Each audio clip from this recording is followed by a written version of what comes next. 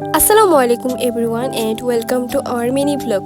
তো আজকে আমরা আসছি হচ্ছে আমাদের এখানকার একটি বিখ্যাত চটপটির দোকানে। তো বেসিক্যালি দেখা যায় অন্যান্য চটপটিতে আমরা যেমন দেখতে পাই ভেঙে ভেঙে ফুচকা দেয়, তারপর ডিম দেয়। তো এখানকার চটপটিতে হচ্ছে তারা বেশি বেশি করে গরুর মাংস দেয়। তো তোমরা দেখতে পাচ্ছ এখানে তারা ভরে ভরে গরুর মাংস দিছে। তো সেই জন্য এই চটপটিটা আমার কাছে অনেক বেশি ভালো লাগে। তো এটা আমি বগুড়াতে এসেই প্রথম দেখতে পেলাম। তো এটা অন্যান্য জেলায় পাওয়া যায় কিনা এটা আমি জানি না, বাট আমি ফার্স্ট টাইম বগুড়াতেই দেখলাম। তো যাই হোক, এটা আমার কাছে খুব বেশি ভালো লেগেছে। এটা আমি প্রায় সপ্তাহে সপ্তাহে এখানে খেতে আসি। আর এই লোকেশনটা হচ্ছে ধূপচাচিয়া থানা।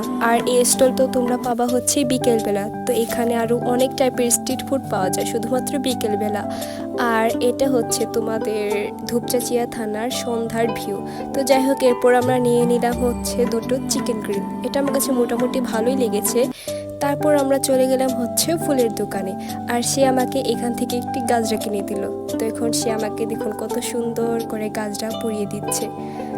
আর আমি শুধু বসে বসে ভাবতেছি একটা মানুষের এতক্ষণ লাগে একটা গাজরা পরাতে। তো যাই হোক, তো আমি মানে কি আর বলবো তার কথা। তো যাই হোক, আমি আমার জামাইকে অপমান করতে চাই না, সে অনেক ভালো করে এই গাজরা পরিয়ে দিয়েছে। তো গাজরা কার কার পছন্দ এটা আমাকে জানাবা। তো দেখো, আমার কিন্তু খুবই ভালো লাগে গাজরা। তো এখন আমরা একটি গাড়িতে বসে পড়লাম।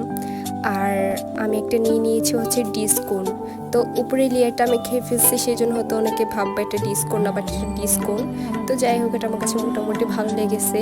আর দেখো আস্তে আস্তে আকাশে কি বৃষ্টি সেজেছে, এই ভিউটা আমার কাছে অনেক ভালো লেগেছে। তো যাই হোক,